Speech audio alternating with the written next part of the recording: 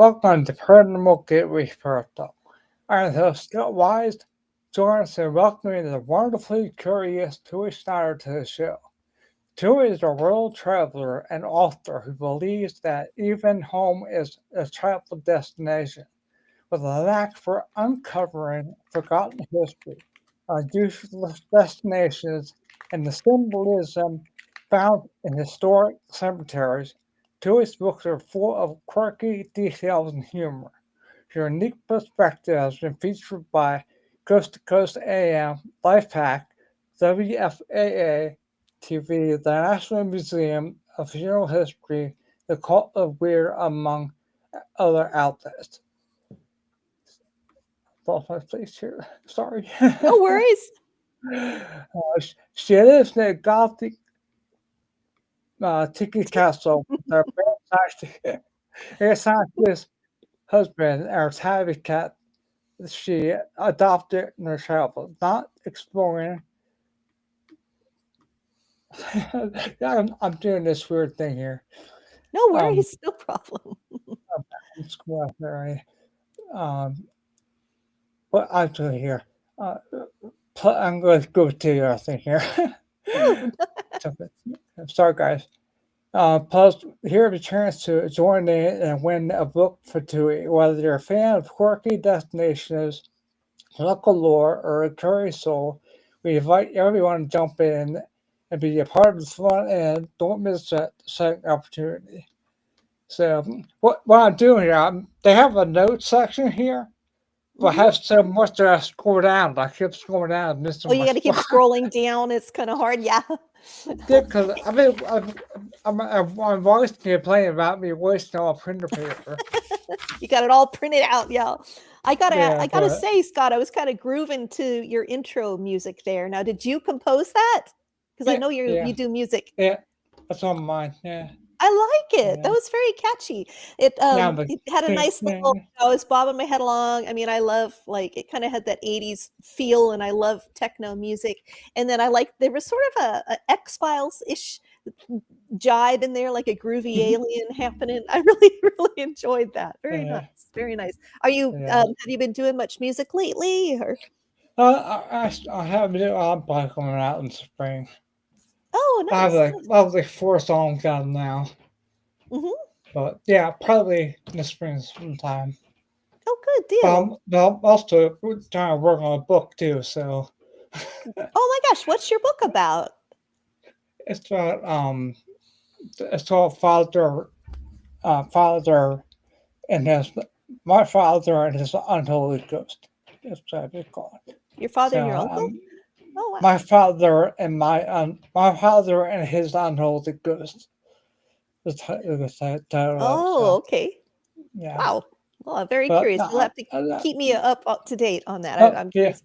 oh, yeah, well, I think yeah, creativity is just such a wonderful thing for people, yeah, everyone. So I'm always excited I- when anyone has a creative project. I've always get my pom poms out and I want to cheer them yeah, on. yeah, fun. I see that So we have. Oh, I was just going to say that I see that we have Ken Reed here, and I'm wearing a pin that he gave me that says, if I can get up here, it says, I love this. It says, I'm a morning person, but it's spelled MOUR, and like I'm a morning person. I wear it to all my cemetery events. I love it. And then I have another one here. I don't see him here, my friend Michael, who hopefully when he shows up, I'll talk about his book. In it, I'm a proud member of the Nerd Legion, but we'll talk about that. If I see Michael show up, I'll talk about it because he wrote a book that's actually really good. I really love it. So, but yeah, there we go. You were going to ask questions. I just started asking yeah, you questions. Sorry, I forgot. that's okay. I forgot whose show this is. I was just taking over. Yeah, you want to tell us about your YouTube channel and why you created it and what type of videos do you share? Oh, someone's asking me that. Oh, well, let's see. The video. I'm asking that. Oh, you're asking that. Who is asking that? Who could it be? Yeah, All right. So, I have a few for you here. oh, thank you, thank you. Well, I have a video channel, a YouTube channel. I need to dust it off. It's a little bit, a few cobwebs on it, but I do. Um, it takes a while. But the videos that I have on there have to do with historic cemeteries. I have some videos where I explain what historic cemetery symbols mean. So, and then I live in Texas where there are a lot of really great cemeteries. So during COVID, there's some on my screen. It's just driving me nuts. There we go. Um, it was just had this big blotch on there. I don't know what it was. Um, yeah, so I did a few videos where I walk through a cemetery and I just talk about what the different symbols mean, like straight up from the front gates and um, what you might see there. And there are really some interesting cemeteries here. The city of Austin has invited me down twice. They've had me down to walk through their cemeteries, and it's very fun and it's a little scary too because they film it and they have a camera on me and they just lead me from one grave to the next and they just say, "Okay, go talk about this headstone." And I just say, "Oh, okay," and I start interpreting it. It was actually really good to build my confidence because it was a little scary the first time. I was afraid, sometimes I just go blank and I can't remember what I've studied. But it was a lot of fun. So I have one section, I have different playlists. One of my playlists is actually links to other people's videos with me where they've had me do projects for them, or podcasts like this. Like I'll have to add this video to it. Um, but I have one like right now. Veterans Day was yesterday or the day before, and Mhm. I have a video that explains how to identify the graves of U.S. military members. And it's really quite interesting. There's a lot more to it than you might think. There's some really interesting symbolism.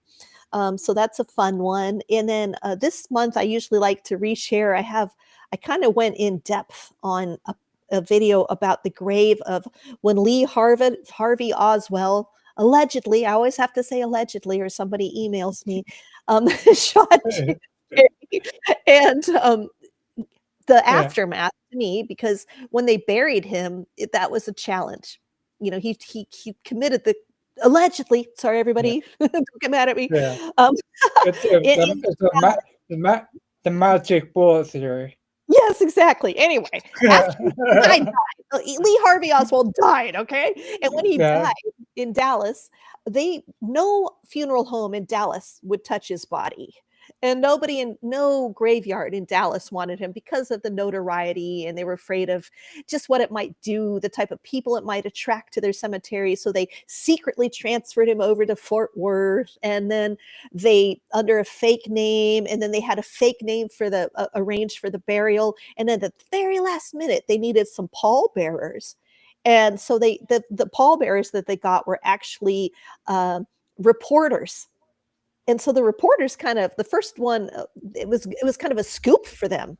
Oh, to be involved. And it goes from there. So I have like maybe a 20-minute video because I mean, they buried him, but that his story did not end there. He got buried, they had to exhume him, his headstone was stolen, his wife was upset, they found his headstone, yada yada. I mean, there's a whole bunch of it's a really crazy, interesting tale though for this time of year since it happened, this year. Oh, hey, someone else here. Hi, Tina from Buttermilk Junction.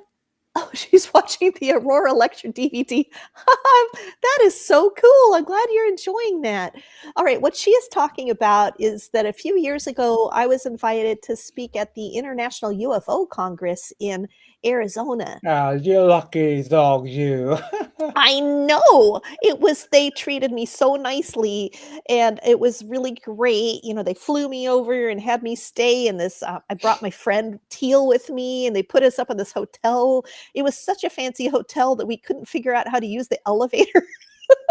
Oh And we my. kept we kept missing my room. It took us like 8 tries or something to finally, and I hate elevators. I'm kind of claustrophobic, but we were laughing so hard because it was a really fast elevator, and if you didn't do everything just right, it would zoom past your room. But yeah, I got to meet Travis Walton, who is a really I've met Wow. him. Actually, Yeah. I met him here in Texas before, and he's a really nice guy. Um, Yeah. and he I've heard plays his book. guitar. Oh, his have you seen the movie Fire in the Yes. Sky? It's Orange such a guy. Mhm. And his Yeah. book, yeah, and he plays guitar, and so, I brought my ukulele, I play a few instruments, I just like to jam with people sometimes, and so I told him he should start a band and call it Travis Walton and the Experiencers. Yeah. There you go. That'd be I know, he hasn't. But so I gave a talk about the airship sightings here in Texas that happened 50 years before Roswell. So in 1897, there were some the newspapers are full of these airship sightings for several months, and Mhm. I just kind of it's one of those fun things I love digging around and reading about, and I'm glad you're enjoying the DVD. Tina. It was weird for me to talk to that audience because when I give a talk, I'm usually speaking at a library or, it's 200 people or less that I'm speaking to. But this was the biggest audience I've ever spoken to. It's like 1,500 people could fit in there and all these lights on and they're filming you. And what was weird for me, like when I give a talk, I always look out and I look at people's faces. And if I see somebody go like, look confused, then I realize I use that as a cue. Oh, I need to clarify my point a little more. Or if they're just following along, that's fine. But at that event, there was just a big light on me and I couldn't see the people in the audience. I couldn't see their faces. So it was really weird. I realized how much I rely on the feedback of people's facial expressions Mhm. when I talk. So that was it was a very, very fun weekend though. I'm not complaining. I learned a lot. Yeah. And I see many masks is here. I'm Granny from Mm. Austin. Well, hello. So thank you so much for Yeah. coming. I We were think we had out ghost hunting many years ago. We did investigation in Centralia, Pennsylvania. oh That's yeah. where that's near the fires in each town. Yeah, that They're weird still burning. Well, yes. they have like three cemeteries there, Oh yeah. and we went around stationary cameras up, video cameras, and my friend had one, and he called me up like a week after, and he goes, "You know how my camera set up in the cemetery?" And he goes, "Not gonna believe what I caught all of that." And I'm like, "Wow, that's like, I mean, angel or something like that." He caught look at a UFO in the sky. Really? Yeah, Whoa. yeah, That's not what you're expecting, is it? no, no. And Weird. so I Wow. I wouldn't know when it got the date, and uh, I think he also looked up um like if there's any setting then, but we couldn't find anything around that time it was reported. So Yeah. if there's Mhm. yeah, I have to show you at the show. I don't I have want to right see. now. That So. sounds really interesting. Yeah, Yeah. yeah. Wow. And the other night I saw the moon. It was like a waning quarter. The left was full quarter. And then just to the right of it there was a I think it was left. Now I'm wondering what I got. Maybe it was to the right. Anyway, it was a quarter moon. And to one side or the other you could see like a very bright star. It was so strange. And so I looked it up and apparently you could see Saturn. Very close. Huh. It was so I thought that was kinda cool. I was like, "Oh, what am I seeing? I'm not used to seeing a star that close to the moon." So I think I was actually seeing Saturn with my bare eyes, which is kinda neat. So when did you get Well, interested in paranormal? oh, when did I get interested in the Yeah, paranormal? yeah. Oh my Yeah. goodness, before I even knew that word. So, I think I was, 10 years old. We moved from Virginia to Washington State, and we moved into this house. It wasn't an old house. It was a house that had been, like usually you think of like old, like a 1800s house or something. This house had been built in the 1950s, I think. It was just this kind of flat house and it had a basement. I just say that because, you expect a haunted house to be older, but weird things would happen in that house and they would happen to me, like, in the middle of the afternoon. You see that's why it's a pet peeve of mine if you watch a ghost hunting show and they always make it seem like nothing happens unless it's 3 AM. Right, I right. That's not what would happen to me. So Yeah. my parents would maybe go to the store and I'd be home. I remember playing with my hamsters one time when it happened. I think the first time I was actually playing with my hamsters, they were like, all of a sudden I knew I was home alone. Mom and dad were at the store and my sister and brother were gone. And I hear, it sounds like someone jumping up and down on the bed downstairs in our basement guest room. But, very distinctive sound. I mean, I knew I wasn't supposed to jump on the bed, but I knew what that sounded like. And I'm like, what am I hearing? I was so scared. So when my parents got home, I told them I'd heard something in the basement. So they checked it out and there was no sign of anything. And this happened several times. And they just kind of got to the point where they were like patting me on the head, going, thinking, and I knew, even though I was 10, I mean, like I knew they were patronizing me, like, oh, you and your big imagination, oh honey, oh, it's nothing, blah blah blah. I was so irritated because it would only happen when I was alone. It would just happen randomly. It would happen not every night or every day, just when I was alone, so no one else would hear it. That was what was frustrating me. So my brother and sister are older than me, like 10 years older, 7 years older. So I knew how it looked. And so I went to the library and I asked the librarian for help. And she goes, oh, well, you're not going to find what you want over here in the children's section. You need to go to the adult section. And she took me to the paranormal section, essentially. And she's like, here, start reading some of these books. And so like I'm 10 years old and I start reading books about like yoga and reincarnation and all these things, just trying to figure it out. I would go home and talk to my family. I was trying to figure out, what it was. The weird thing is I've never really come across a ghost that did the same exact thing as mine did. The one good thing was once my friend heard it many years later, that made me feel better. Um, but yeah, so that's how I got interested. And that's how I got into research, basically, was because of librarians. They're just such wonderful people. I really love libraries. I love librarians.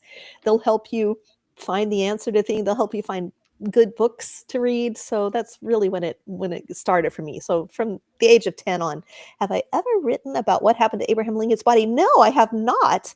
I've talked about how he used to visit his son's body after his son died and how that was different, different ideas of grief in that era. But no, I haven't written about what happened to Abraham Lincoln's body. I guess I should. Do you think I should look into that? That sounds like an interesting topic. I don't know much. But yeah, that sounds like a good one. Well, thank you for that. I'm always looking for ideas from people. Well, go back to the idea first. Mhm. Do we have an alien grave in your site in Oh, your house? that's what that whole thing is about. Okay, so I live about 20 minutes away from me.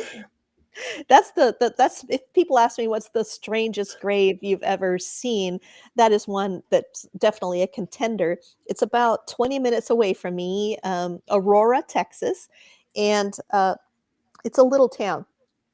Like the cemetery has more people in it than, it has more dead people in the town. There's like 400 living people there and maybe 4,000 dead. Maybe I can't remember how many, but yeah.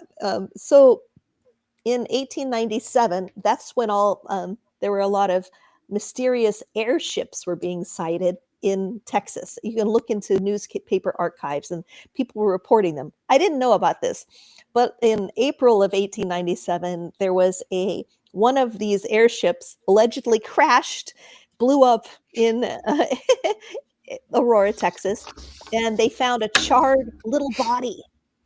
And it was the day before Easter, so they just buried the body and we're like, we're so sorry this happened to you. But when I first moved to Texas, I went to that. I'd heard about this. I thought they were, the person. I was at a barbecue and this guy came up to me and he's like, you know what you should write about? That little space alien that they buried up the road a piece. And I'm like, what are you talking about? I thought it was the dumbest thing I'd ever heard.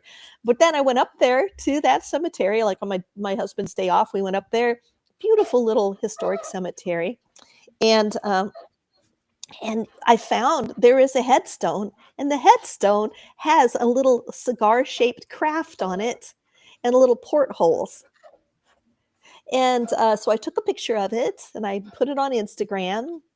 And that picture has subsequently been stolen without permission quite a few times. I would, if anyone ever asks me for permission to use any of my photos, I say yes, and I give them a better quality copy than what I've posted online.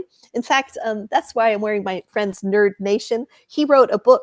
It's called The Aurora Revelations, and Oh, that's it's cool. fiction, but he was inspired by the Aurora, in part by the Aurora alien.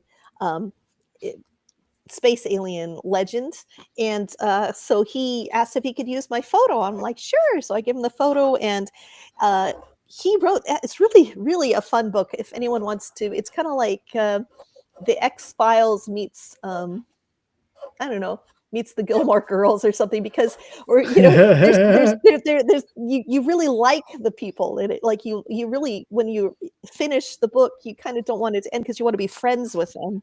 And so he sent me this Nerd Legion button, and it's very fun. It's written like, what do they call it? Epistolary, where it's letters and emails and things like that. And it's just a um, very enjoyable book. I highly recommend it. Oh, I should tell you his name. His name is Michael F. Walker, and he lives in New York. And this book, it got a Kirkus review, a starred review, which is a big deal.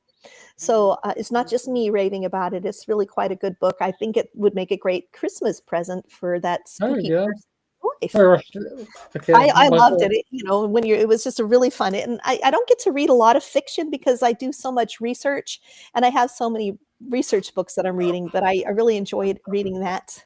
Uh, there was an attempt to steal it. There was an attempt to steal Abraham Lincoln's body. It doesn't surprise me. When Henry Ford died, they were worried about people stealing his body. Like, there was a time period where people would steal a famous person's dead body for ransom, hold it for ransom, kind of like a kidnapping, but a dead body. Also, he dreamt of his impending death. I had heard of that. Yeah, I had heard I of heard that. that too. Yeah, Because I'm really into yeah, dreams. because he had the repeated germs over and over as change. One Yeah. reason I love cemetery symbolism is I love symbolism in general. And one of my first paid writing gigs online was I was writing dream interpretation for a website. And back, I used to have a coffee house, and for some of the really early, we had certain customers who came and saw us every single day, my friend and I, and we kind of get to know them. We were almost like, we were just part of their morning routine. It was a different thing. There's customers throughout the day, but there was a certain 8 or 10 people who we saw every morning, and they some of them would tell us their dreams, and my friend and I had a lot of fun helping them interpret their dreams, or at least giving our ideas of how they might interpret them. It's a very fun thing, trying to interpret dreams. I really am into it, the whole Uh, symbolism, because that's how our subconscious speaks to us. And so yeah, I think it's really an interesting thing. So that's part of the reason why I got into cemetery yeah. symbolism, is I just I like symbolism in general. I have very lucid dreams. Oh, lucid ones. I'm God a lot, Uh, and Oh I wow. also I think of them maybe in some the astral projection too. Oh, okay. Yeah, Um, yeah. yeah, it's because when it happens, like, well, Mhm. but then I just ordered a book on that now to Oh, get neat. more into it. Yeah, so I should get that soon. That's cool. But Yeah. yeah, There are some really cool apps now out that help. One's called Temenos, and it is, I'll just put it the name, so it's hard to say. Okay. Temenos is a good dream app. There, I just typed it in. Hopefully that. uh, Yeah, I think Temenos is a good dream app. It helps. It uses. You can type your dream, and also there's one called Elsewhere, which is another good one. And you can just cool. type in your dream. And what I like about it is it keeps track of the symbols. So it'll be like, you can look back and see, like, wow, I keep dreaming about bookshelves or something, or I keep dreaming about shoes, but things you wouldn't notice, because I've kept dream journals before. But finding the Mm, patterns in them is harder when you're not a uh, machine. That's something that's easier for the machines to do. Oh, I just saw Tina had a question. Have I ever visited the National Museum of Funeral History in Houston? Yes, I have actually been there. I've been there, I think, twice, and they do carry my books. So if you ever go there, take a picture of my books because I love to see my books like in the wild in a museum or bookstore. That is a wonderful museum. I would love to go there again. That is a really a great one. Very good. It's actually, it reminds me of the TARDIS, because it doesn't look like it's going to be that big of a museum, but once you go in it, wow, there's a lot more in there than you realize. That Funeral History Museum, I really love it. Yeah, write down Oh, this hi, Laura. short and the most. Okay, I write some down. Yeah, you should try it. Yeah. So, uh, there, I'm typing something. Symbolism. Ugh.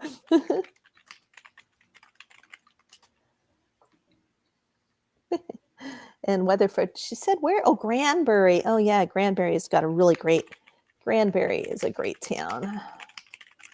I love Granbury. heard that. Yeah. Right. Yeah. Oh, this is neat. I'm so glad people showed up. It's funny, I don't see anyone who said they were coming here, but some people might not have YouTube accounts. A couple people Right. told me they didn't, they were just going to have to watch. So Right. hopefully, so maybe I mean, Susan's here. If Susan's here, hi. if anybody wants to pop in, it can. I mean, now I can. Yeah, I'm Them trying to too. keep an eye out over there. Yeah. But do you want to maybe do some of your vacation side? Sure. Yeah. Yeah, Bring bring up something someone up. we can talk about some of the trips, some of the places I've seen. It's hard to know what people are going to want to talk. Oh, she's on my email list. Well, thank you. Yeah, I have a newsletter. So if anyone wants to join my newsletter, um, that's great. I try to put things in there that will appeal to people like us who have similar interests. Yeah. Yeah. Try to put, and this time of year it gets very busy, especially October. That's really busy time because there's so many cemetery events. I had 2 in one day even. Oh, yeah. So those are candles that I was at Keller Library. They had a haunted library event this year, and that was so fun. There That we was go. one of the activities they had. You put your finger, you do a wax casting of your own finger, and then you made a candle out of it. I just thought that was really too cute. So and they had the funnest things. It was a haunted library event. They called it. It was BYOB, and it was adults only. So it was an after hours library event. So in the evening, all these, I mean, people, couples were there, parents were there, the kids, they were like, yeah, we got a babysitter. We're out for our date night, and it was so much fun. My friend Becky Vickers was there. She does the tours at Goatman's Bridge, and she's written a Huh, book about. I don't know if you've ever had her on her show, but she's really great. who? Becky Who's that? Vickers. Yeah, Becky Vickers. I'll have to tell you. I'll have Oh, to hook you up with her because she is so much okay. fun. And she, Baker. yeah, Vickers. Here, I'll shell. It's Uh-huh. here. I'll put it in here. Becky Vickers. She's really cool. Okay. I'll type it here. Becky, yeah, Vickers. Goatman's Bridge. I'll definitely She, check it out. yeah, she. I've been on a. Maybe I'll get her on February. She's one That's of my favorite paranormal investigators. Yeah, she's a lot of fun. I've sure. been on some fun ones with her. Yeah. Yeah. Pick Vickers. She wrote a book about Okay. it. It's really very well researched. Oh, that's cool. I'll definitely check that out. I just threw a bunch of random photos at you because I was having a hard time paring them down. If anybody Right. has noticed, I take a lot of photos, and it is hard to figure out, what are people going to want to see? Which ones should I share? Yeah. Also, I would say at the end of the night we do a drawing in case you don't win. Up there is a QR code. Oh yeah. take you to her books on Amazon if you want to Oh check yeah, yeah. them out. So, Oh, Tina's asking. right. Tina's asking, am I currently working on another book? If so, what is the subject? Yeah, I have several book projects. I have one, I'm updating my cemetery symbols book because since it came out, I have learned so much and I really think I could organize it better, make it a better, more helpful guidebook. So there's that. I have another project. I have one that I've been working on for a while that is my dementia caregiver. When my father-in-law had dementia and lived with us, I would just write to deal with my feelings. And I never meant for it to be a book, but now that enough time has passed, I think maybe what I went through could help other people. The problem is it's 800 pages. So I need to tone it, strip it down, edit it down. Um, Another project that I have is called Around the World in 80 Graves. And it's more about my travels and some of the fun and funny things and weird things that I've had happen when I've been investigating, researching cemeteries around the world. So I thought, and it isn't just about 80 graves specifically. It's the title is just a pun, kind of like my book 6 Feet Under Texas. That was sort of a play on words. I like a play on words. So sometimes when I've told people about Around the World in 80 Graves, they think, oh, you're just going to talk about 80 graves. I'm like, no, it's more a memoir about some of the adventures I've had. So I do want to share some things about the travels that I've done. Those are some of the cemetery travels I've done. And like for the Italy tour that I just did, I did so much research for it. I really want to share that somehow to people. I really, I want to make a entertaining, a guidebook or else something to help share what I've learned because it is really fascinating. I think what these historic cemeteries say about us as people.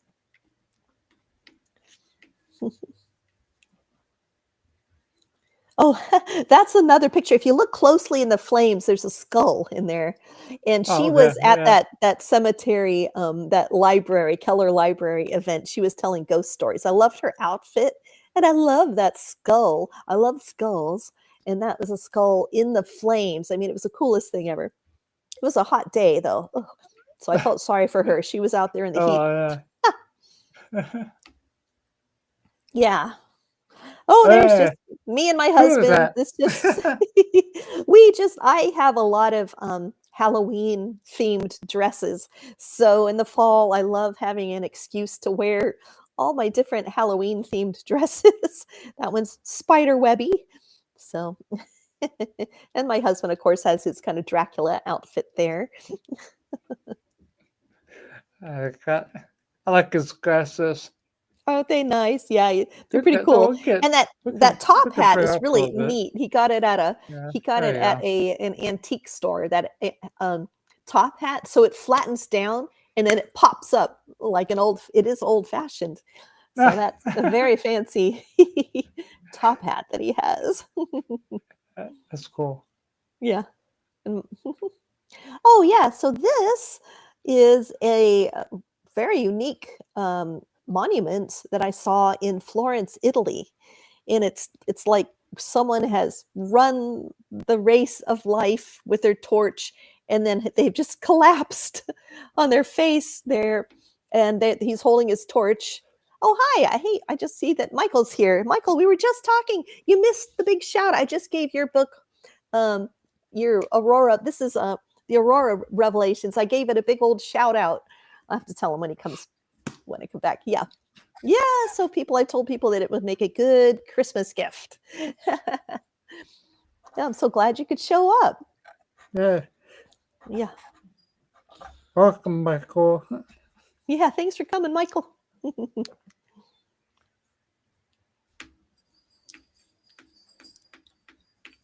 Yeah, that's a good one. We're doing a little slideshow now.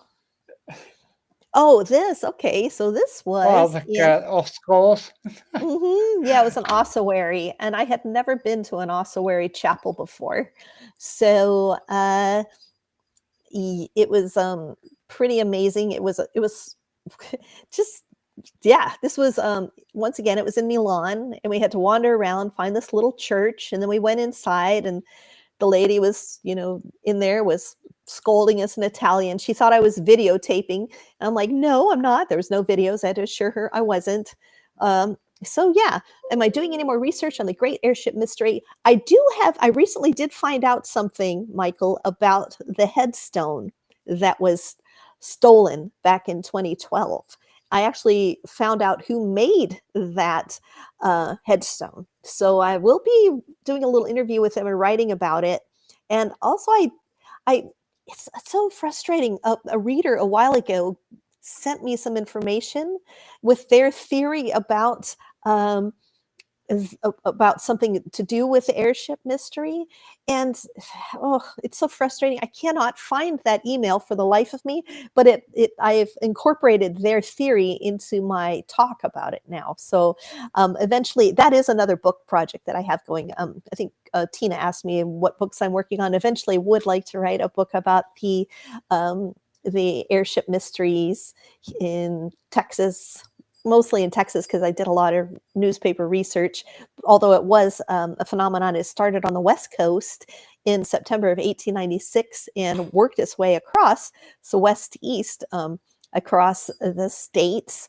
And I do touch on that a little bit. I guess, was it Tina? I think Tina was just watching my DVD, which cracks me up. Yeah. And I'll be sending you that DVD, Michael, because I think you would enjoy it. And Laura lives near Aurora. Oh, wow. Are you? I'm in Azle. Where are you, Laura? You must be in my neck of the woods. I'm down here in Azle. Aurora's a cute cemetery. It's got some really nice. I love to go there for bluebonnets. It's really pretty. Yeah, you're very welcome, Michael. I thought, well, maybe he's not going to make it. And we were talking about the Aurora thing. So I had to hold up your book and tell people, hey, they need to get it. Hey. Woo. Yeah. I'll check it out. Definitely. I think you'd enjoy it. That's joyful, yeah. It's a really good book. It's very fun. Like I said, I don't get to read as much. Oh, yeah. This, I just was transfixed. I was just staring at each of those skulls, thinking that each one was a person. They had a whole life. They had their likes and dislikes. And, what would happen. So in this particular case, she's south. I just see Laura says she's south of Boyd. Azle is her hometown. Well, hey there, fellow Azleites.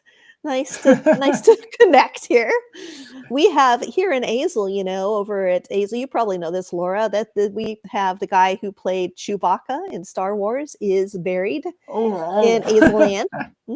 And they finally put a very nice headstone on it with a laser etching of him, Peter Mayhew, and that's the actor. And then it has Chewbacca on it too. It's very cool. cute. Yeah, it's a nice one. I talked to the groundskeepers and they said that because he was 7'4", Peter Mayhew, that they had a hard time finding a casket for him. He had to have a custom made casket. The groundskeepers told me that his funeral, his memorial was really beautiful, and that there was a horse-drawn carriage with his casket, and that the horses had sparkles on their hoofs. It was really neat. I love to talk to cemetery caregivers when they truly care about the burial ground. Sometimes you meet some that they've just been hired to mow the place and they don't have any connection to it.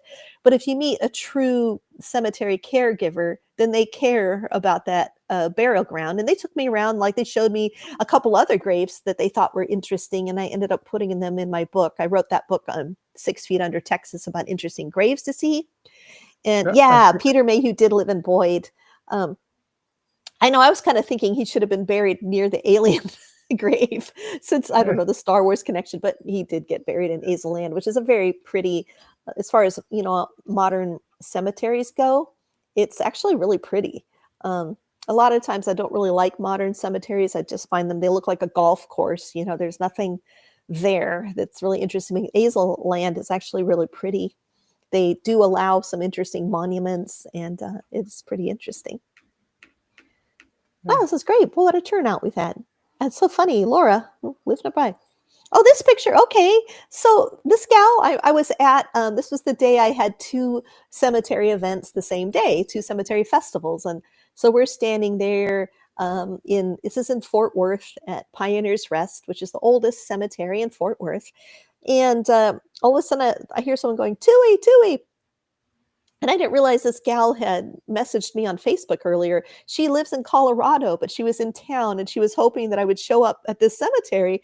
And we connect. She's on my newsletter and we connected. It was really great to say hi and, meet someone in person like that. I love it when I meet people from my newsletter because, it's kind of hard sometimes. I'm used to being the weirdo who likes cemeteries. And when I meet someone who's interested in it as much as I am, it's kind of special. So it's really great to meet her. And then the shirt I'm wearing there is my Para Hunters shirt because Uh, my friend Teal Gray, I think you've had her on your show. Um, I love Teal. I She love was Teal, fun. isn't she? Yeah.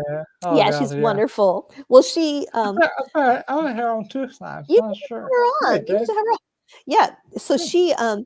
she put together this group called the Para Hunters for the city of Denton, and we got to do the same day that right after this I had to go up for that because she got permission for us to do a paranormal investigation in the Oddfellows Cemetery in Denton.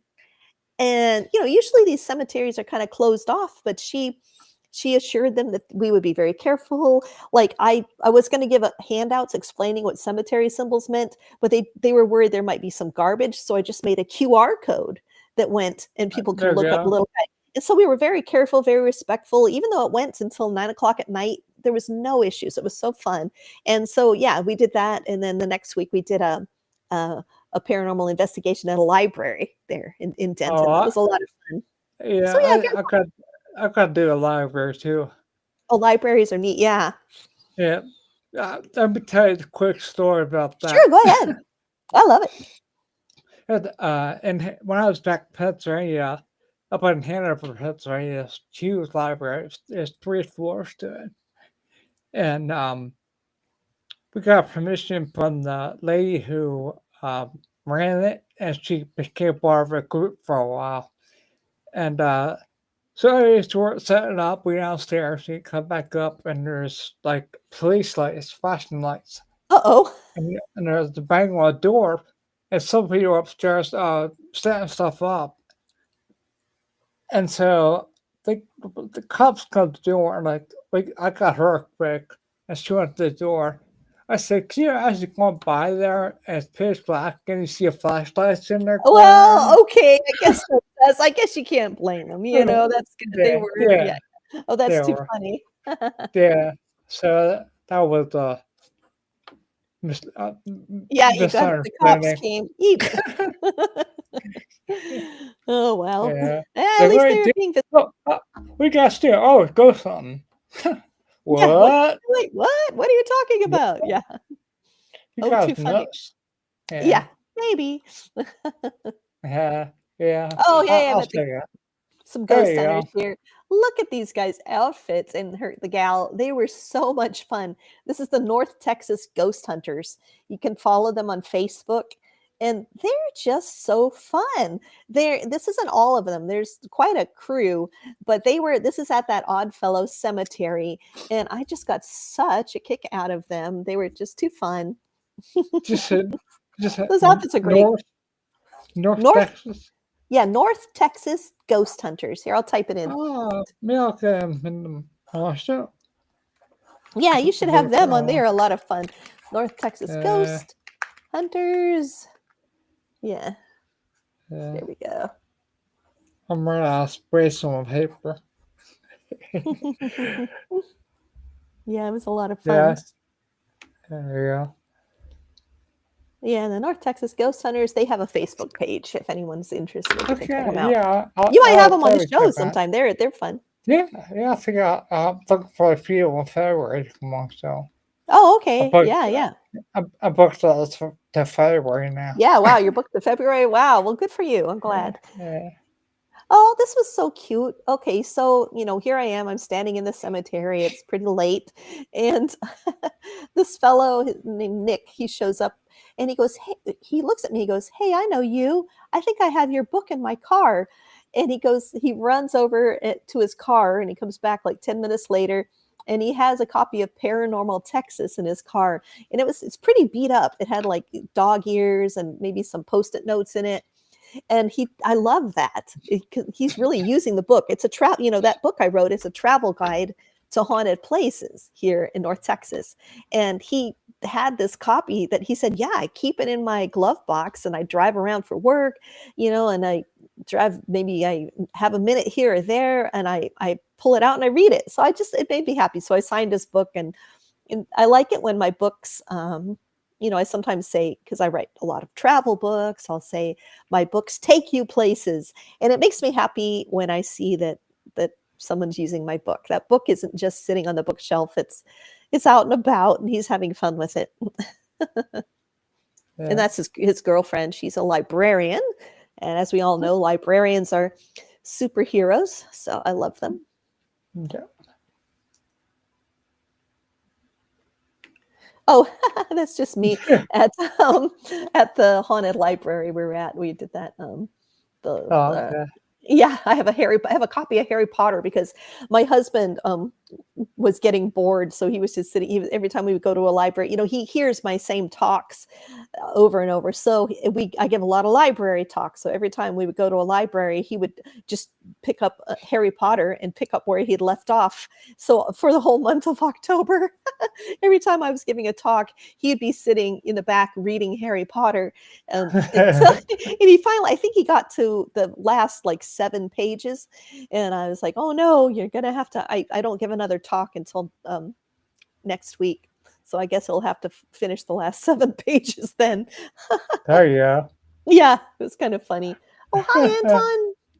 There's Anton. Anton. There's those name tag the list. Yeah. I got a big list here. I know I got a lot on there. Yeah, they were kind of in no particular order. I just sent you a bunch of photos. And if anyone has any questions, of course, I'm happy to answer your questions. Let me bring this up in case anybody asked anything. Nope, nobody did there. Okay. Oh, this is us. This is the Para Hunters. So if you look, I don't know if you can see my cursor, but there is Teal. She's right next to me, and she's got her arm around Greg. So that's the Para Hunters group. That's not everyone in the team because, not everybody can make it to every event. But that's when we were in Denton at the library. So we needed a group photo of us. That's a lot of fun. Yeah, it was fun. Yeah, I missed school helping. I've been on for a while. Yeah, you have to have her on. But yeah, that's been a lot of fun. It's a very good, some groups just come together and everybody works together well. And that's how the para hunters have been. Other groups, it's kind of like, for whatever reason, nobody really works together well. You just don't know when you get a group of people together if they're going to be a good group or not. And Teal did a really great job. She just kind of handpicked her team, and I think it turned out really nice. Yeah. It's been a lot of fun. Oh, okay. So those people there in the red sweaters are our friends, Constantine and Maria, and they live in Romania. And Larry and I met them when we were traveling, and they invited us to Romania. They're really sweet. They don't really speak a lot of English, and which I love because I love a chance to attempt to speak another language. I'm not fluent in any other language, but I will definitely give it a try. And we were there for 10 days, and it was me, and I had my, Google Translate, and I would really attempt to speak the language, and I got pretty decent. I mean, I could hold a small talk conversation. Plus, you just sort of get to know a lot of communication is nonverbal too. But that to me was a lot of fun. But they were just the sweetest, and they still are. A really sweet couple. They invited us over, and we thought, okay, great, we'll stay at their house. And they're like, yeah, we'll introduce you to our friends, etc. Well, Romania is about the size of Oregon, and in 10 days, they took us on a whirlwind tour of Romania. We didn't just stay in their town. They took us to Iași, which is the cultural capital. They took us up to Sighișoara, which is where Dracula lived. The guy who the legend of Dracula, Count Yeah. Dracula. We went to the house where Dracula was born.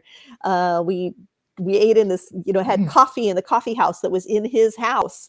Then we went to Bran Castle, which everyone, Dracula's castle. All sorts of things. It was really, really fun. They were just wonderful people. As I said, what's my dream cemetery that I haven't explored yet?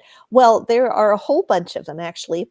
One of them is very famous. It was the first garden cemetery in France, really in the world, is Père Lachaise in Paris. I've come close to being there every time. For whatever reason, we haven't been able to go to Paris, and that's really high on my list. One dream cemetery that I actually got to go to, and I think you have a slide of it coming up in my Romania section, is the Mary Cemetery in Romania. And I never thought I would get a chance to go there. You never know what's going to happen in life. This is just a nice, in Romania, they have a lot of roses everywhere you go, and they are old school roses. By that, I mean the antique ones, the ones that still smell. They have a smell gorgeous, amazing. And Romania is a beautiful country. I have to tell you, it is really, really beautiful. So I haven't been to Père Lachaise. I would love to go. I did get to go to the Mary Cemetery, which is very unique. And I think it's going to come up in it's blue. If you see, I don't know, if you click ahead, maybe we'll find a picture of it. When you do, I'll tell. This is it. This is the Mary Cemetery. It's a really quirky, unique cemetery. Okay, this is up in Maramuresh. The Maramuresh region of Romania, which is northern Romania, kind of northeast Romania. And I had my phone in airplane mode because I wanted to save battery. But I was wandering off through this cemetery, which I'll tell you about, which I never thought I would get a chance to go to. And it has all these unique wooden monuments, which I'll talk about. But so I took my phone off airplane mode in case Larry needed to message me through WhatsApp, because you can get lost. You'd be like, hey, where did you go? So I do that, but instead my phone went bing, and T-Mobile goes, welcome to Ukraine. And I went, welcome to Ukraine? I really don't want to be in the Ukraine right now. Well, we were 1 mile away from the Ukraine border. And as we were driving away that afternoon, we saw military vehicles going by us, headed to the Ukraine for the war. And it was kind of sobering how close the war was. I was a little like, whoop, heart was in my throat. I was thinking, wow, we are pretty close. But this cemetery is very unique. I think back in the 1920s, a guy in this little village decided to make these unique wooden headstones. I don't know what they're markers, cemetery markers. And that's very much the style in Maramuresh. As you go around, they make a lot of all these wooden gates. It was neat to be there because I could see the influence of the local architecture on these headstones. It makes sense. And that style, they're all the same style of blue, which they call, it's known as the local blue, as the, like this, what do they call it? They named it after this cemetery, this blue, very particular blue. But what's unique about it is the guy who would make these headstones is he knows it's a village. So you kind of know everybody. And when they would die, he would make a little effigy of them. So on this one here, I think it's 3 guys that are playing instruments. And I don't think I can really read it's hard to understand too, even with my limited Romanian, because it's in a dialect. But he makes these funny poems about the people. And so like one of them says, like, I'm like Mr. Joe. He was never happier than when he was standing next to someone else's wife, kind of snarky, kind of gossipy, but like they're a small village, so they know everybody's business. So, usually epitaphs are just like, he was a wonderful man. May he be living, rest in peace and, be asleep in Jesus. But in this little village, they make all these, people are walking through and they're reading them. The Romanians too. Our friends would have to translate for me, and they'd be laughing. They'd be like, oh, Tui, you have to read this one. This one talks about how, they tell the truth about the person. Some of them are very funny, very snarky. Some of them are just sad, So it's a very unique. I don't think there's another cemetery like it. The epitaphs are humorous poems, and I don't think there's any other cemetery that does that. Now, he has died, and after he died, he's had people, at least 2 successors. So this tradition has continued on, and they're very proud of it. And it's a really wonderful place. And like I said, it was on my bucket list. I never thought I would get to go there. And what do you know? I got to go there. It was really fabulous. That's awesome. Yeah, very sweet. Thanks to our sweet friends, Constantine and Maria. Yeah. Oh, okay. So, so I bought these vampire fangs unbeknownst to Constantine and Maria, and I bought some Poligrip or some sort of denture cream to really make them stick. I read how to do it. And the funny thing was they would tease us because we were go, go, go. It was 10 days. They were getting us up early and we were running. Even though they're older than us, they were just like, chop, chop, chop. We're doing this. We're doing that. Every day was so action packed. And at the end of each day, I wanted to write about it a little bit. And so I was by the time I went to bed, I was just beat and I'd be tired. One morning I was kind of sleepy at breakfast, and Maria, she comes over and she brushes my hair away and looks at my neck and she goes, "Oh, I don't see any vampire bites on your neck.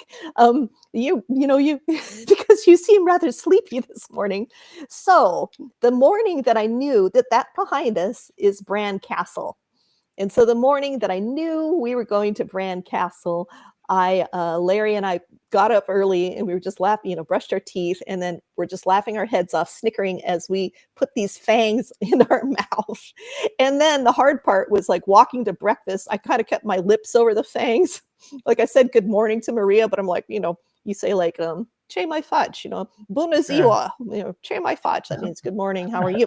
And I'm trying to keep my lips over my teeth and then we sat down at the breakfast table and I just smiled at her, and the looks on their faces, I should have thought ahead and had my camera out because they just cracked up. And so then I just, Larry and I wore them all day. And we went to the castle and we're walking around Dracula's castle, and I see this little girl, cute little girl, and so I smile at her, and she screams and runs to her mom. And I realized it took me a minute, a couple seconds to realize, oh my gosh, I forgot I had these fangs on. And the same thing happened to Larry, only it was with a little boy. I think he was in the bathroom and he smiled at a little boy, and the little boy freaked out and kept peeking around the corner at him. So yeah, that was a lot of fun. I really enjoyed Romania. I'd love to go back.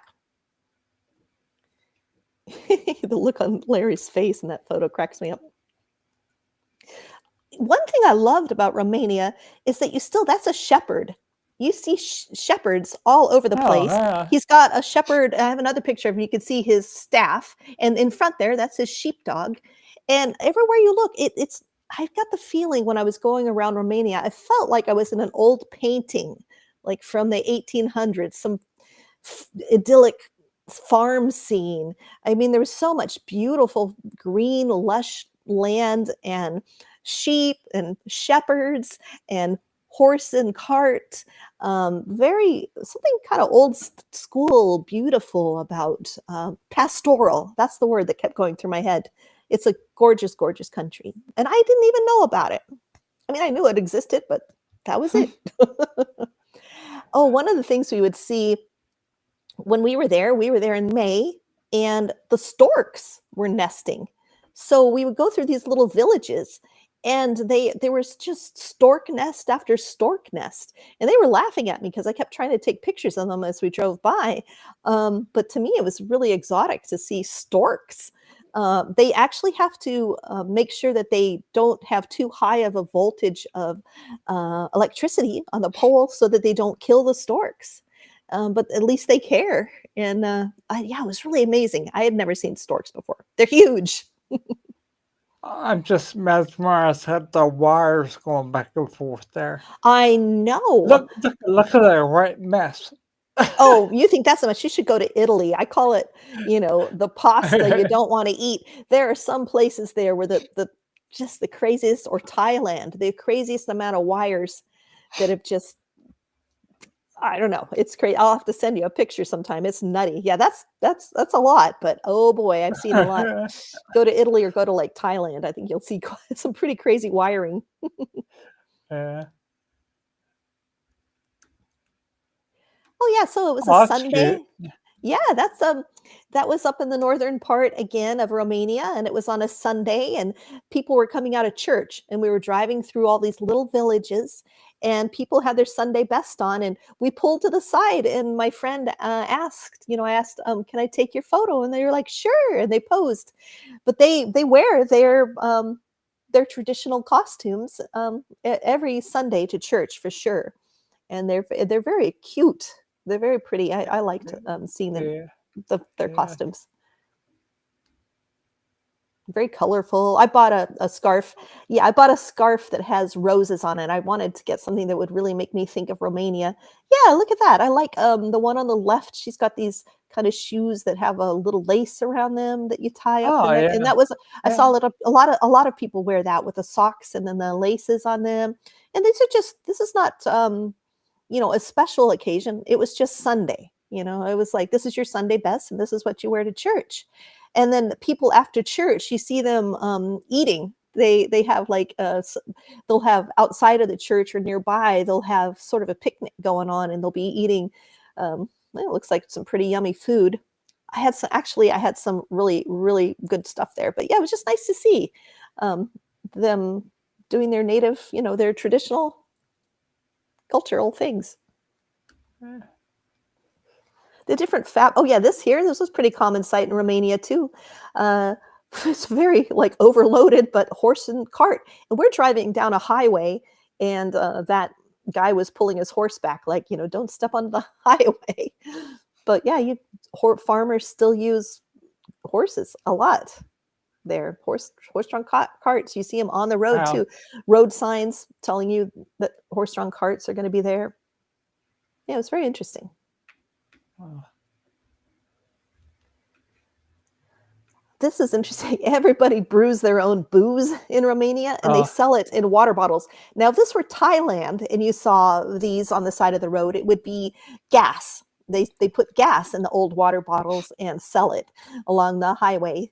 But in Romania, people make their own wine, and they make their own kind of a brandy. It's called suica, and it's very strong. And then a lot of, I don't have it in this picture, but a lot of fresh honey there. People sell fresh honey, and I love fresh honey. Mhm. I think it's so healthy. Whenever I'm sick, fresh honey, Yeah. fresh local honey is just the thing. Yeah, me and my friends used to make beer and wine. Oh, did you? Yeah, yeah. Yeah, it was a lot of fun. Yeah. Well, it's very common in Romania.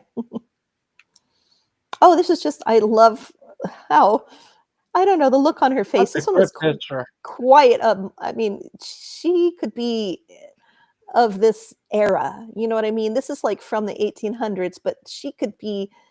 She reminds me of a friend of mine, actually.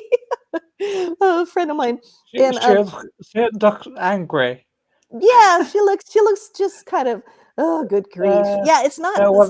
not a typical monument at all. I took quite a few photos of her. I really wanted to know what is the story here, because it's not the usual.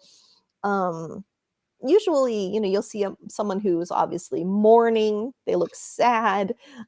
She just looks a little irritated, like, oh, can we just get this over with? Yes, I really. don't know. She's really in. She has this. How damn long was I pose for this? Exactly. Are you done yet? Yeah. She's got this messy hair. Come on now. I want to go. Yeah, that's a good one. That's a good quote. Yeah, this is a good photo to put up and say, caption this.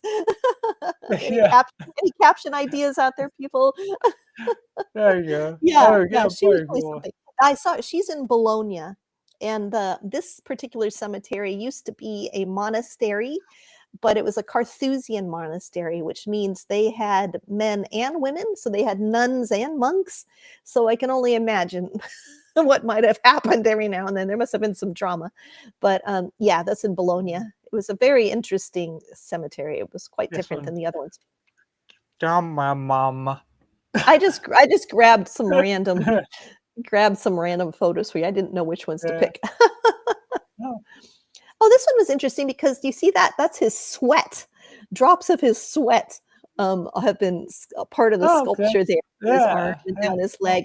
And I don't know the story behind this. I think it was supposed to be showing an honest laborer or a man.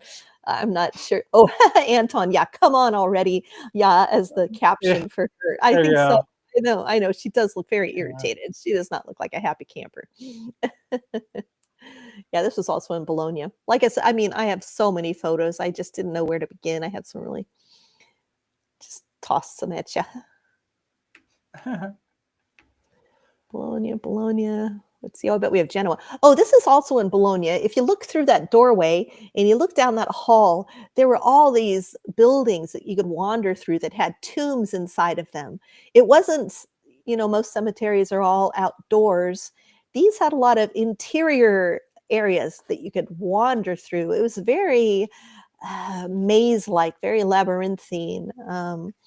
Yeah, very spooky in some sections, I have to admit. Very eerie. We kept getting lost. We kept losing each other. I kept being like, "Where are you?" I kept having to try and find my husband and the other people on the tour. "Where are you, Sherry? Where are you, Susan?" We would well, Susan didn't come into this one. Sherry did, yeah. So we kept losing each other.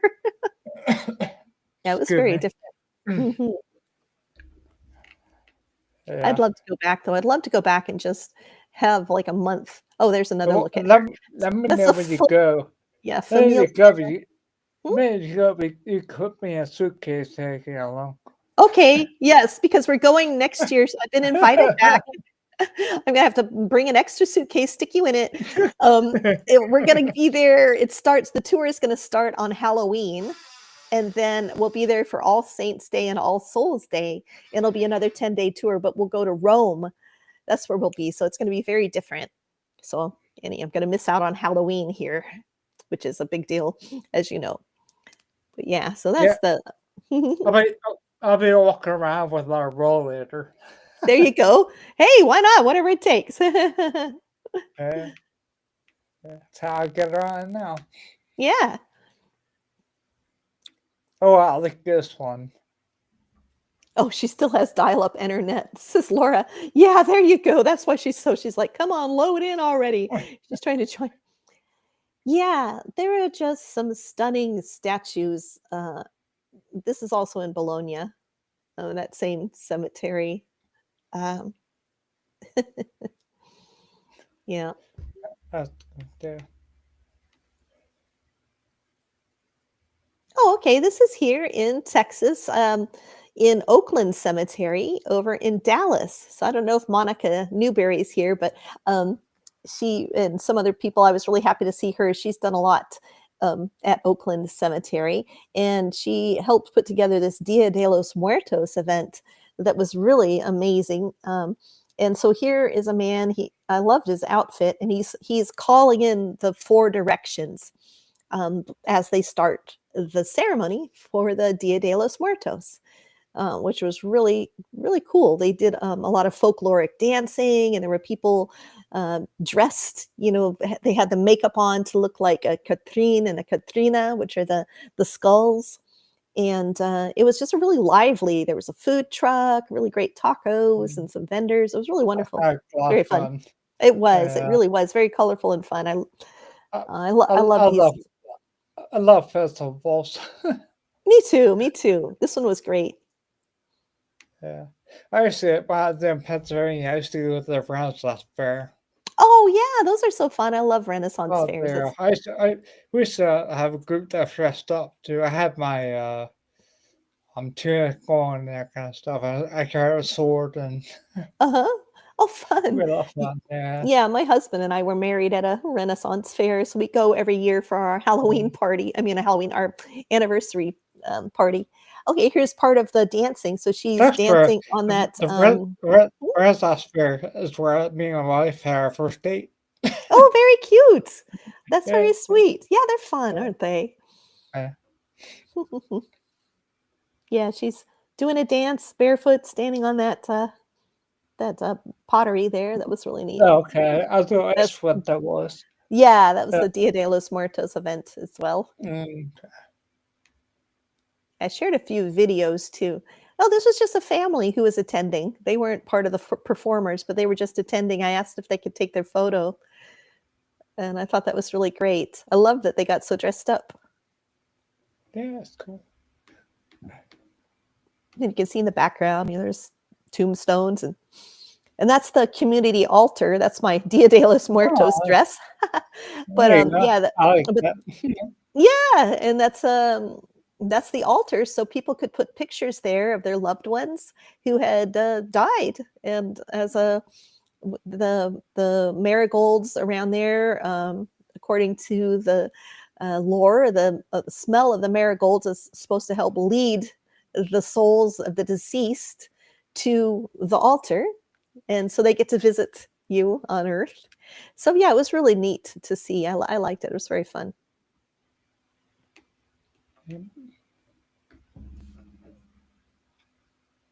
Oh, now we're back to Keller Library.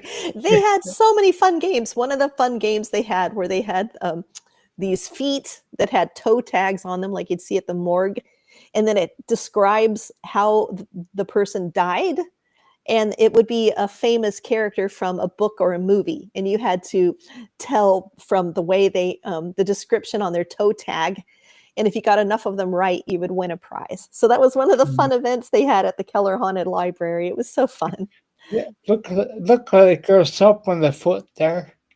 I know, it's pretty funny. The librarians, they really did a good job. They really put together a fun activity. It was so funny and fun. Yeah. Mm. Oh, pardon me, I had to get a drink. Yeah, so usually, I mean, okay, whenever you are in a cemetery and you see a figure holding a scythe, it's either the Grim Reaper or it's Father Time. The Grim Reaper is usually, skeletal like this. And the Father Time is usually, flesh and blood and has a beard. So it's kind of how you tell them apart. But this one was interesting because if you look closely, I think in the next photo, I might have sent you two, I don't know. He or she, the skull is blindfolded. And it's kind of interesting. But this, I looked into it, and this is the monument this is in Florence, Italy. And this sculpture was commissioned by the father who was grieving the loss of his son. And it just seemed like a pointless loss that his son died so young. And so he has the skull, with the blindfolded, just to say that death comes for all of us, regardless of our age or, I mean, it's going to happen to all of us. So it's really, I love skeletons and skulls, as you know. So this one definitely caught my eye. I tried to take pictures of it as best as I could. There. Yeah. And that was at what they call the Cemetery of the English. Oh, this is a really famous sculpture. It is the Monteverde angel. It's the Angel of Resurrection by Giulio Monteverde. That's the sculptor. And I actually just wrote an article about it for American Cemetery and Cremation. That's going to be my January article. So I just sent it off to the editor a couple days ago. And I discovered really I did some newspaper research and I found some interesting things about it.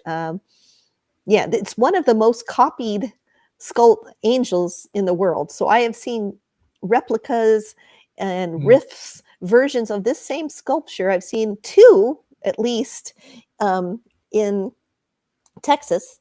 But I've seen them as far away as Surabaya, Indonesia. I've seen a copy of this, but there are a lot of them. There are ones in New York. There are ones, just all across America. You can see, but this is the original, and I got to see it. I've seen it twice now. It's in Genoa, Italy. Oh, which Ren Fair? Go ahead. I like the dress. I've seen a dress that's made like that. Yeah, and dress. It is really neat. And when you're there, I took a bunch of pictures of her from different angles. You can actually see it's like a clingy, the fabric seems to me like satin, even though it's stone. Yeah. It really seems like satin, and it kind of clings to her belly button. It's amazing. I mean, it's stone, and yet he makes this fabric cling to her belly button the way it naturally would. It's amazing. And some people have called this the Mona Lisa of cemetery sculpture, because that's one of her nicknames, because she has this kind of look that's different. She's just sort of gazing out at you in this kind of contemplative, pensive look that's very captivating. Yeah, and her pose is quite unusual. She's got the horn for resurrection, and she's got her hand up by her neck for like to symbolize martyrdom. But she's just a really beautiful and very impressive in person as well. So does she hold the staff?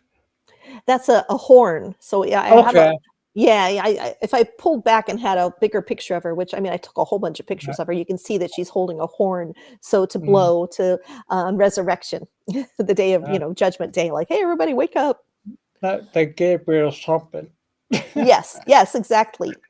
And then this is me again in Genoa. You can tell I'm hot and sweaty, but I am very happy next to a skull there. Yeah. I love that skull. I mean, the teeth and everything. It was just, and it had, that's cool. Yeah, it was really neat. Uh-huh. Yeah. Oh, here we're standing in front of the, you can see the Monteverde angel. That's some of us on the tour there. We were all happy to have found it. Yeah. That's fun. Oh, I see Tina's asking a question. Which Ren Fair was I married at? We were married in Waxahachie at the Scarborough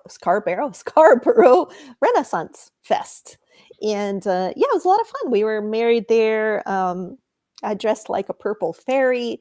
Larry was my handsome prince. He had an anvil that he'd made himself, and we literally tied the knot. It was really, really a fun ceremony. And the nice thing was we didn't have to clean up afterwards because it's at the fair.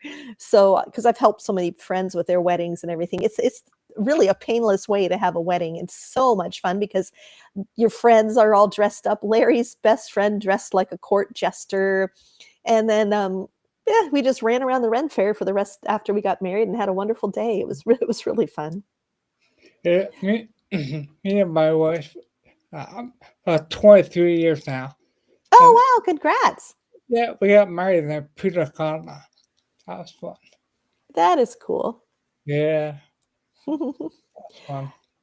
Yeah, okay. What did I do? Oh, here. Okay, this guy, he has wings, and it's a guy, you can tell. So you call that, it's a genius, actually, you would call that when it's, and I'm not sure what all is going on there, but that was in Genoa as well. I mean, the statuary there, some of them were life size. I would come around the corner and I'd be like, oh, excuse me. And I'd realize, oh, I'm talking to a statue. There's one statue. It got me twice. I've been there to Genoa twice. And both times the same statue faked me out. And I went, excuse me, until I realized it was not a man standing there. It's a statue. It's just when you come around this one corner, there he is. This particular cemetery in Genoa, Ernest Hemingway called it one of the wonders of the world. Mark Twain went there and spoke really highly of it. It's a very amazing cemetery. The sculptural art there is just tremendous. And I would love to have a month there in Genoa. I really would have some time to really look at it. Yeah. Hopefully I'll get to go back again, spend more time. This is one of my favorite ones there. It's amazing. This boat sailing off. He's taking down the sails. You're sailing, a lot of symbolism there, sailing into a lot of beliefs in the afterlife, talk about crossing the river of the dead, things like that. It's just the wings on that guy, his little boat. This was actually commissioned by a man who was either he was involved in the maritime industry somehow. I can't remember exactly what he did. I don't remember it right now, but he was, Genoa is a port town. So I guess it's not too shocking that but rather than just like, oh, I'm involved in the ocean, the sea, I will have an anchor or something. No, he has a full on boat. I mean, those sails, it's hard to believe they're stone. They really look like he's unfurling the cloth. I Yeah. mean, how to, the craftsmanship, the artistry is really, really.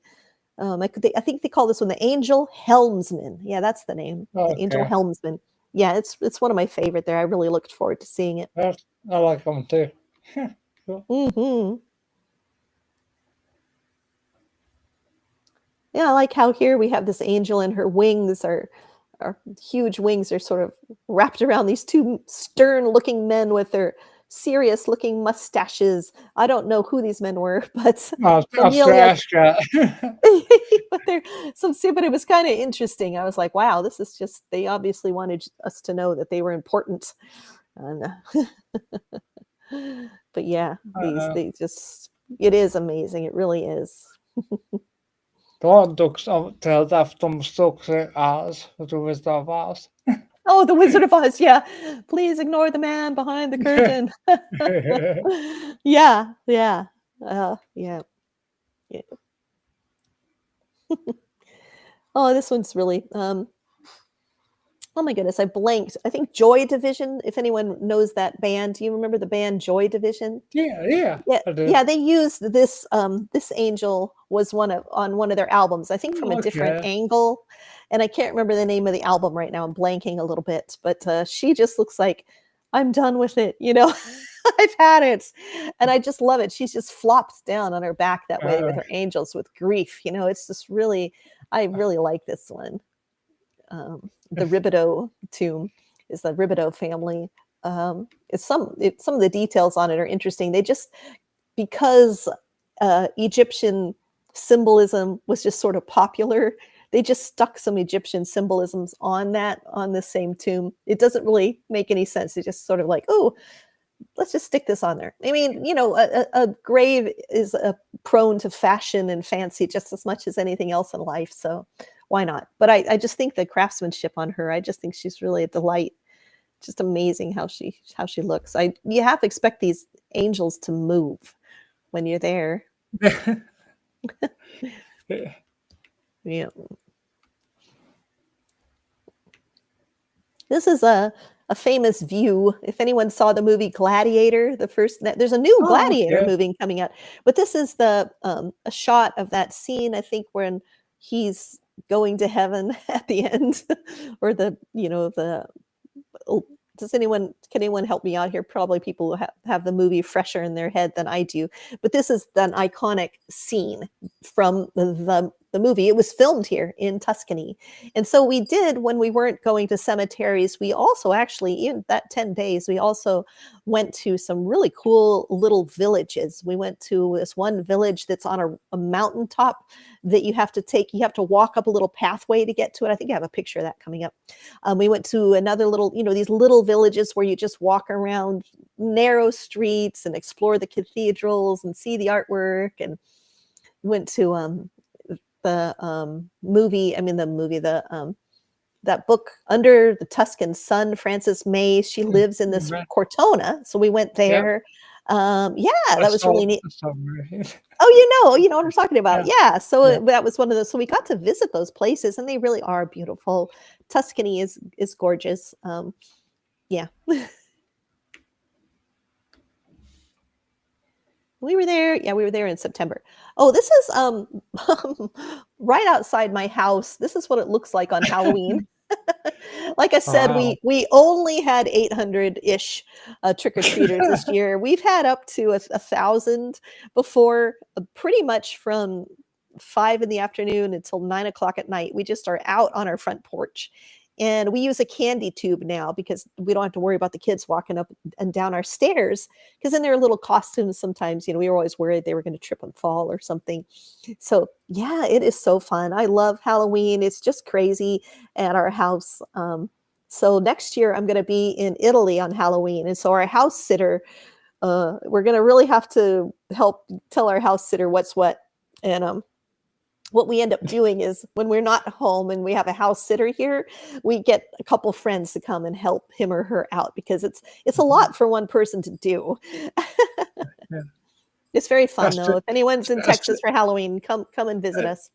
that's early. You have to take a small loan for Yeah, to take out a small loan for I know it is Halloween. pricey because we do try to give out good candy. We don't wanna our house is Right. kind of the last house in the neighborhood, and so the deal is, like, back maybe in the '70s, our little neighborhood, there weren't all the country kids would come into our neighborhood because it was a good collection of houses to trick or treat at, and it's since become just tradition for them to come, and so our little neighborhood just gets mobbed every year. And it is so fun because the neighborhood itself gets into it, like all up and down. The police actually will close off the streets after maybe 6 o'clock, so there aren't any cars coming along. And every house goes nuts on the decorations. One house down the street from us has a life-size skeleton horse drawing a carriage with a skeleton man at holding the reins. I mean, That's it cool. is just they really go overboard, and our house is at the top of the hill, and it looks kinda spooky all year because it has like a turret, and so the kids, when they get here, we're kinda like the last house, but one year we did run out of candy for, like, the last 20 minutes, and I had to give out, I had some tea bags that were, like, wrapped tea bags, and I gave out tea bag and it was great because at that by that time, we're getting the older kids. I thought they were gonna be mad, and so I threw tea in there, and they went, "Oh, cool, lemon tea." They were happy. I'm like, "Oh, phew, you didn't think I'm just being stingy. It's just that I ran out of candy. So, yeah, here's a tea bag, kid," and they were okay with it, thank goodness.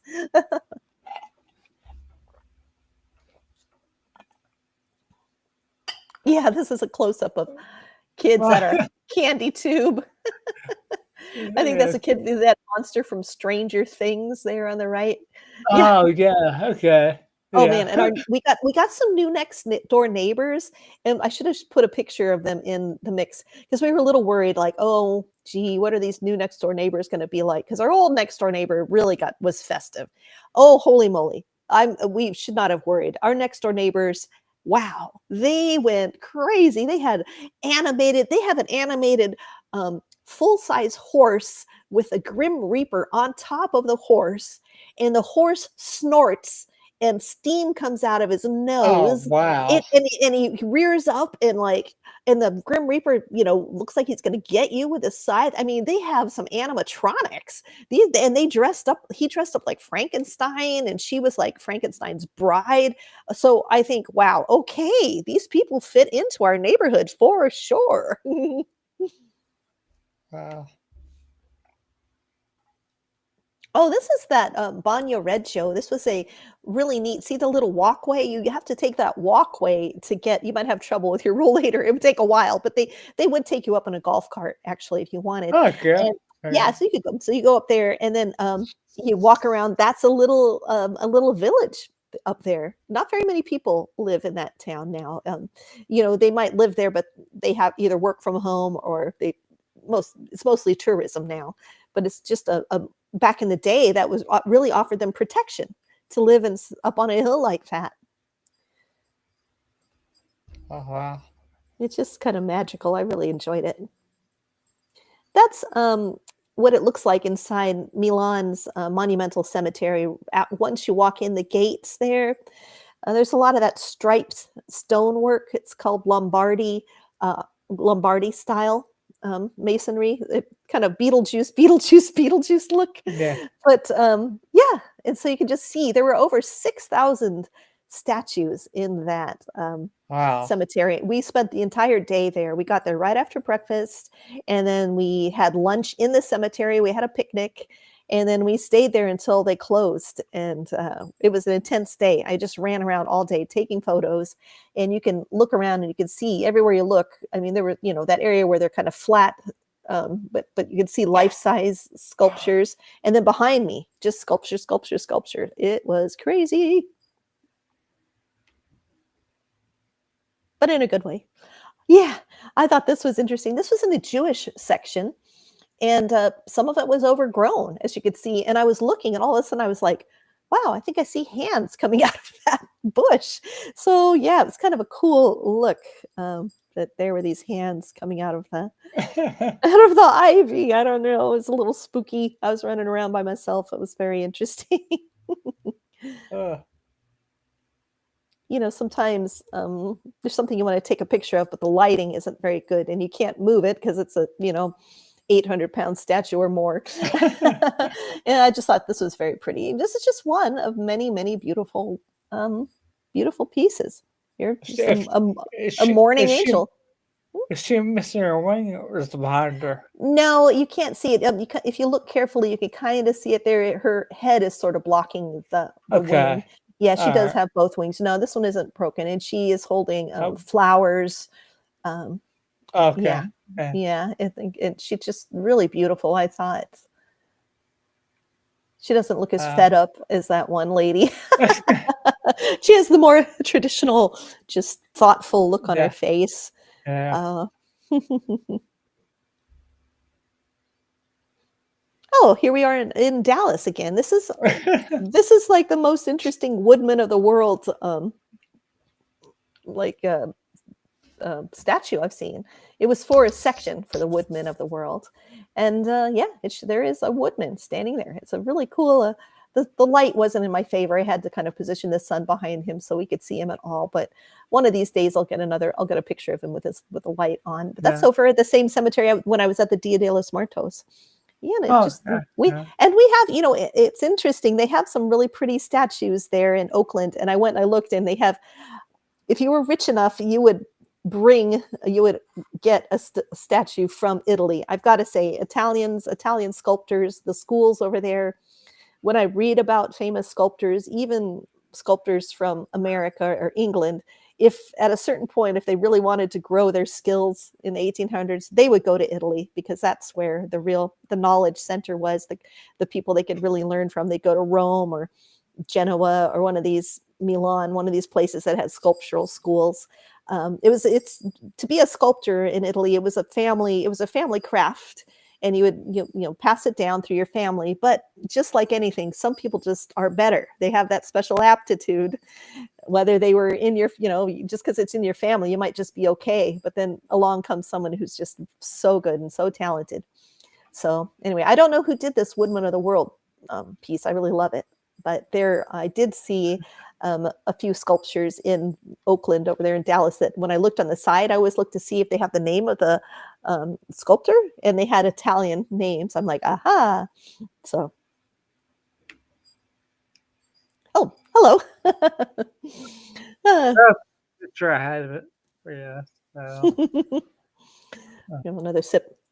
we have I'll hold the book up again. I don't know if Michael's still here.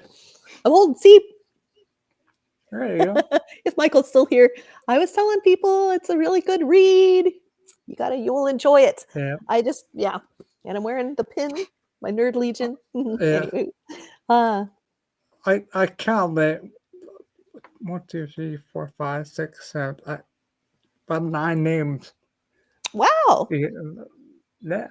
You gonna do the giveaway?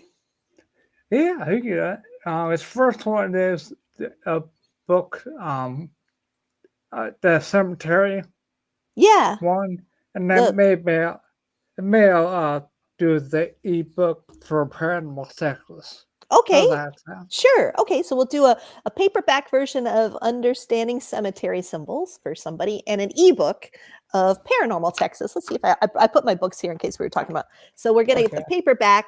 This is the Understanding Cemetery. It's hard to get the glare off it, right? What give me about 3 minutes or I'll put names in. Sure. Oops, not this one. I'll bring it up as the people see if they should their names on the list. Okay. That was true. So give me a second here.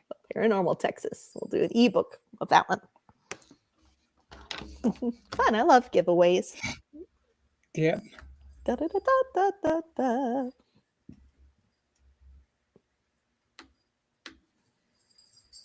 Yeah, this was fun. I'm glad people showed up and had questions, and I just found out that Laura Frierson lives in my town. Who knew? I'm going to take a screen grab while we're doing this.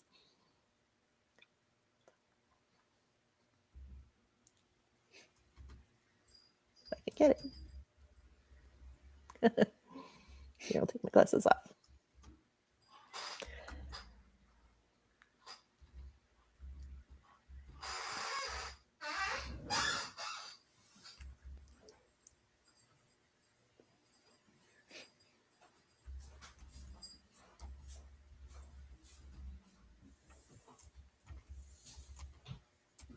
You see, it says 10 watching now. That's exciting.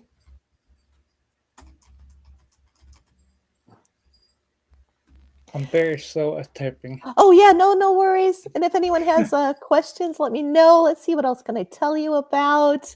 I'm actually going to be going on another trip soon. So if anyone wants to follow along, I hope they join my newsletter. You can just, I'll type in my, I will type in the name of my newsletter, Snider.com. Join my, it's free newsletter. And yeah, if you go to my thanks. Yeah, so I'm going to be going on a mail boat in a couple weeks, a few weeks, almost a month from now. Anyway, I'm going to be going on it. My husband and I, he booked us passage on a mail boat in Norway. So it's going to go up the coast of Norway, and it's going to stop at drop off supplies and mail. And in December. So that'll be a little adventure. We're going to see the Northern Lights, hopefully. And if anyone wants to follow along, I love to try and take people along when I travel by sharing things. And so the best way to keep up with me would be to join my newsletter. And all right. Oh, neat. You put in everybody's names, and now you can. I hope they're in there. I've met Tia, ancestors, Robert, Kenneth, Laura, and Michael. Okay. I think I've in there. How fun. Okay. And then you somehow spin the tile? Hey, which one's going first? Want the book first? Yeah, let's do the book first. Okay, let's do the book first. Okay. Mm-hmm. And I'll write down the winner so I remember. All right. Okay. Da-da-da-da. Spinning the wheel. Tina! Woohoo! Okay, Tina. Tina has won a book. Okay, she's won. Here's the ebook of Paranormal Texas. Texas. Okay, so she won my cemetery symbols. Good luck. Michael. Oh, Michael. Wow, Paranormal Texas. Very fun. Okay. All right. Fun. All right. Sorry, I just wrote down who won so I remember. Cool. So Tina. So Michael gets the Paranormal Texas. Yeah, Michael gets Paranormal Texas, and Tina gets the cemetery symbol. So I'll have to Tina. You'll have to contact me so I can Tina Rogers. Tina. I'll say Tina. Email me at Tui. I'll put it at. So I can send you. What are you doing? What do you say? I guess Michael has. If I had an email from Michael. I have an email from Michael. Oh, do you? I know his email. Okay. Yeah, so I'll email you and I'll let him know. Okay. Well, how nice. And Michael's the one who wrote the book. So Aurora Revelations. I know. So very cool. Very cool. You know, he might own, I think he might own my Paranormal Texas. He does. He actually does. Really? Yeah, maybe we can give him a different one. I wonder if he has read my 6 feet under. I don't know. He might not have 6 feet under. Maybe we can do 6 feet under. That would be a good one. Or else, or the Santa Claus bank robbery. That's another good one. I'll ask him. Okay. All right. I'll ask him. We'll double check. Yeah, and I'll see. Well, that'll be good. That'll be good. Oh, Robert's asking any more upcoming lectures that you will record. Gosh. You know, I'm going to be on another show next week, and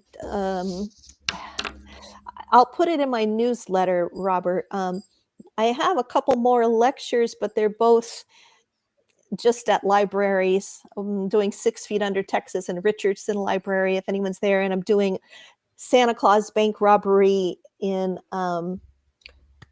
of Watauga Library, and another one, the same Santa Claus bank robbery 2 days later in Lake Worth Library. So I've got 3 talks coming up in the next couple weeks. But they're not going to be recorded. but there is that Robert, there is that upcoming podcast that's going to be live, so I will put that in my newsletter, and hopefully you're on that. And I invite anyone if they want to see what I always, like I said, I there were so many times in my life when I didn't get to travel that now that I do, I try to share it as much as possible when I'm on the road. I spend a couple hours every day just going through my photos and thinking, what can I share with people, because I love to do armchair travel when I can't go places. I try to take everyone. I want everyone to come with me. Bye, Laura. Bye, Laura. Thank you for coming. Thanks everybody for coming. And yeah, yay, Tina. I see Tina. Yeah, Tina, contact me. We'll get you a book. And thanks everyone who came. Have that fun night. Yeah, have fun. Well, that was fun. I love that spinner thing. Yeah. Very fun. A lot of fun. It is. I'm gonna use that sometime. I miss doing live shows. Yeah. Yeah, thanks, Tom. Got about 11, 12 people in the night, John. Nice. This is a good turnout, I'd say. Yeah. And there's some people, I think, who said, I don't know, we'll see. I'll find out later. Some people said that they wanted the replay, so I'm sure there will be a replay link for this, right? I'll share it with my Yeah, you're welcome. Yay, Tina. Hey. Yeah, I'll be able to put be spot up by people who will listen to it, but search the video and stuff, and just have to go to my YouTube. So. Okay, it'll be on the YouTube. Okay, I'll share that link in my newsletter, which will be coming out in a few days. Yeah. So that's great. Cool. All right. I'll tell you, I had a lot of fun night that I got you on, and so it's fun with you. Okay, it's a good time. It's a good time, isn't it? Well, thanks. It's nice hanging out with you. Thank you. And thanks for everybody who came. That makes it so fun. I gotta keep in touch too. Definitely. Yeah. Exactly. Let's stay in touch. I will. I sent you a Christmas card, so hopefully you're getting it soon. Oh, thank you. Yeah, it should be coming. So let me know when it comes. Sweet. Aw. Well, I love getting something in the mail that isn't a bill. So right. Wow. It's like, oh wow, hey, look at this. Yeah. All right. Thanks, everyone, for coming. And, good night, everybody. Thank you. Next time. Happy haunting, everybody.